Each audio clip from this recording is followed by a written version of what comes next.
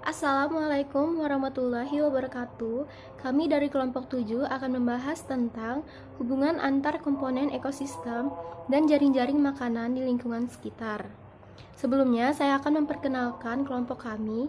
Yang pertama ada Bakri, kedua Nurrahmania, dan saya sendiri Selvi Oktavianti. Baiklah, saya sebagai pemateri pertama akan menyampaikan tentang pengertian ekosistem dan satuan-satuan ekosistem. Pengertian ekosistem dan satuan-satuan ekosistem. Kesatuan interaksi antara organisme dengan lingkungannya disebut ekosistem. Satuan ekosistem adalah sebagai berikut. Yang pertama ada individu, yaitu suatu makhluk hidup tunggal. Yang kedua ada populasi, yaitu kumpulan makhluk hidup sejenis atau satu spesies yang hidup dalam suatu habitat dalam satu waktu. Kemudian ada komunitas, yaitu kumpulan dua atau lebih populasi dalam suatu habitat. Ekosistem, yaitu kumpulan komunitas dengan habitatnya yang saling berinteraksi. Dan yang terakhir ada biosfer, yaitu lingkungan yang dibentuk oleh keseluruhan ekosistem yang ada di bumi. Biosfer terdiri atas hidrosfer, yaitu ekosistem perairan, dan litosfer, yaitu ekosistem daratan, dan atmosfer. Kemudian ada keanekaragaman. Tingkat ekosistem adalah keanekaragaman yang timbul karena adanya interaksi antara lingkungan abiotik tertentu dengan sekumpulan makhluk hidup tertentu. Contohnya seperti ekosistem sungai, ekosistem terumbu karang, ekosistem hutan, ekosistem air laut, ekosistem rawa, ekosistem gurun, dan ekosistem air tawar. Berikutnya ada komponen ekosistem. Komponen ekosistem terbagi menjadi dua, yaitu komponen abiotik dan komponen biotik. Komponen abiotik terdiri atas benda yang tak hidup. Makhluk hidup tidak lepas dari benda tak hidup. Dalam suatu ekosistem ada beberapa faktor abiotik yang mempengaruhi makhluk hidup, misalnya sinar matahari, air, gas, dan mineral, serta suhu. Kemudian komponen abiotik dapat berupa bahan organik, senyawa anorganik, dan faktor yang mempengaruhi distribusi organisme, yaitu seperti suhu, air, garam, cahaya matahari, tanah dan batu, serta iklim. Selanjutnya, komponen biotik. Komponen biotik dalam suatu ekosistem mencakup semua makhluk hidup yang hidup dalam ekosistem tersebut. Komponen biotik dibedakan menjadi 3 kelompok, yaitu sebagai berikut. Pertama ada produsen, yaitu makhluk hidup yang mampu membuat makanannya sendiri.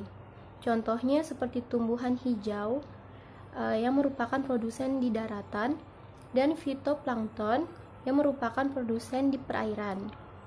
Lalu yang kedua ada konsumen, yaitu makhluk hidup yang mendapat makanannya dengan cara memakan makhluk hidup lainnya.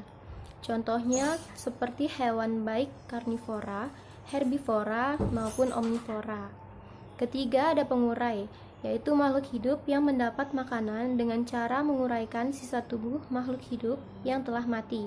Contohnya seperti bakteri dan jamur saprofit. Nah, di sini ada gambaran ekosistem. Jadi, suatu ekosistem melibatkan dua proses, yaitu aliran energi dan siklus kimia. Energi masuk dalam bentuk cahaya matahari yang kemudian diubah menjadi energi kimia oleh organisme autotrof dan diteruskan ke organisme heterotrof dalam bentuk senyawa organik dalam makanannya dan dibuang dalam bentuk panas. Materi selanjutnya akan disampaikan oleh teman saya, yaitu Nurrahmania. Assalamualaikum warahmatullahi wabarakatuh. Perkenalkan, saya Nurrahmania. Di sini saya akan melanjutkan penjelasan dari teman saya. Saya akan menjelaskan tentang hubungan saling ketergantungan antar komponen biotik, di mana saling ketergantungan antar komponen biotik ini yaitu sebagai berikut. Ada rantai makanan, jaring-jaring makanan, dan piramida makanan. Yang pertama ada rantai makanan atau food chain, adalah rangkaian proses makan dan dimakan dengan urutan tertentu yang ditunjukkan dengan satu arah. Contoh, tumbuhan dimakan kelinci, kelinci dimakan ular, dan ular dimangsa oleh elang. Setelah burung elang itu mati, akan diuraikan oleh pengurai. Selanjutnya ada jaring-jaring makanan. Food webs adalah gabungan dua atau lebih rantai makanan yang saling berhubungan satu sama lain. Yang ketiga ada piramida makanan, adalah urutan biomasa pada rantai makanan yang saling berhubungan satu sama lainnya. Selanjutnya ada rantai makanan, di mana contoh rantai makanan ini terbagi menjadi dua, yaitu rantai makanan terestrial darat dan marin laut. Di mana contoh rantai makanan darat yaitu tumbuhan, yaitu bunga yang merupakan produsen primer, dimangsa oleh herbivora yaitu serangga yang merupakan konsumen primer. Lalu dimangsa oleh karnivora yaitu tikus yang merupakan konsumen sekunder. Lalu dimangsa lagi oleh karnivora yang merupakan konsumen tersier. Dan terakhir dimangsa oleh karnivora yaitu burung elang yang merupakan konsumen kuaterner. Selanjutnya ada rantai makanan laut yaitu fitoplankton yang merupakan produsen primer dimangsa oleh zooplankton yang merupakan konsumen primer. Lalu dimangsa oleh karnivora yang merupakan konsumen sekunder. Lalu dimangsa kembali oleh karnivora yang merupakan konsumen tersier, dan terakhir dimangsa oleh karnivora yang merupakan konsumen kuaterner. Dalam rantai makanan ini, energi dan nutrien lewat melalui tingkat-tingkat trofik suatu ekosistem ketika organisme saling memakan satu sama lain. Selanjutnya ada jaring-jaring makanan, di mana bila diamati pola makan memakan dalam suatu ekosistem ini tidak hanya ada satu jenis rantai makanan saja, akan tetapi banyak pola makan memakan. Seperti halnya konsumen tingkat 1 ini tidak hanya satu jenis atau spesies saja, melainkan banyak spesies. Demikian juga untuk konsumen tingkat 2, konsumen tingkat 3, dan seterusnya. Tidak hanya satu jenis saja. Misalnya dalam rantai makanan, yang mana rumput dimakan oleh marmut, marmut dimakan oleh ular, dan ular dimakan oleh elang. Rumput tidak hanya dimakan oleh marmut, bisa jadi dimakan oleh belalang, ulat, kambing, sapi, dan yang lainnya. Lalu marmut tidak dimakan ular saja, bisa saja oleh pemangsa lainnya, misalnya kucing, anjing, harimau, dan seterusnya.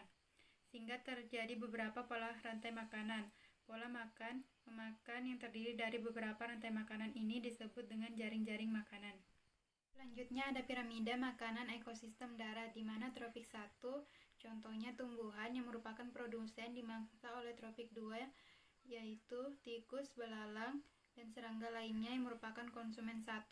Lalu dimangsa oleh hewan yang merupakan tropik 3, yaitu ayam dan juga katak yang merupakan konsumen 2. Lalu dimangsa oleh tropik 4 yang merupakan ular dan elang yang merupakan konsumen 3 atau puncak. Selanjutnya ada piramida makanan ekosistem air, di mana fitoplankton yang merupakan produsen dimangsa oleh ikan, konsumen 1, lalu dimangsa oleh anjing laut yang merupakan konsumen 2, lalu dimangsa oleh paus pembunuh yang merupakan konsumen 3. Baiklah, sekian presentasi dari saya. Berikut ini adalah gambar penjelasan dari rantai makanan, jaring-jaring makanan, dan piramida makanan. Terima kasih. Saya akan melanjutkan presentasi saudari saya. Langsung saja, contoh hubungan saling ketergantungan antara komponen biotik dan komponen abiotik adalah sebagai berikut. Komponen biotik mempengaruhi komponen abiotik. Contohnya adalah tumbuhan hijau dalam prosesi fotosintesis menghasilkan oksigen, sehingga kadar oksigen meningkatkan dan suhu lingkungan menjadi sejuk. Jadi tumbuhan hijau komponen biotik maupun pengaruhi komposisi udara dan suhu lingkungan komponen abiotik.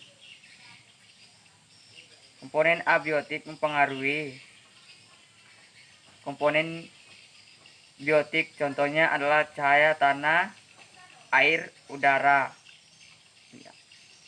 Sedangkan contoh hubungan saling ketergantungan antara sesama komponen biotik adalah sebagai berikut.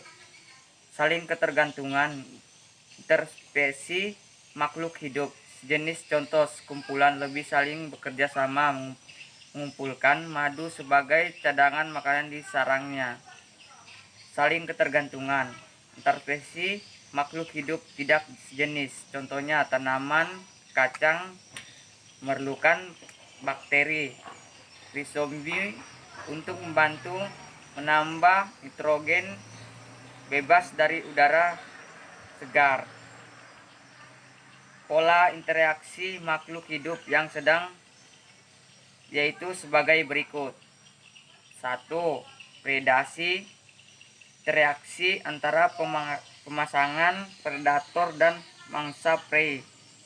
2. Naturalisme, hubungan yang tidak saling mengaruhi meskipun organisme yang terlebih hidup pada habitat yang sama. Kompetensi. 3. Kompetensi, jenis atau berada jenis untuk memperbentukkan suatu hal yang sama. 4. Simbiosis, hubungan dua individu yang berbeda yang terjadi secara obligasi dan mengikat interaksi organisme. Ketiga, salah satu organisme mengakibatkan pertumbuhan organisme lain. Simbiosis. 1. Parasitisme adalah hubungan antara dua organisme yang berbeda jenis dan keuntungan di salah satu pihak dan pihak yang lain dirugikan. Contohnya benalu dan tali putri dengan tanaman inang. 2. Mutualisme adalah interaksi yang saling menguntungkan kedua pihak. Contohnya lebih dan bunga. 3.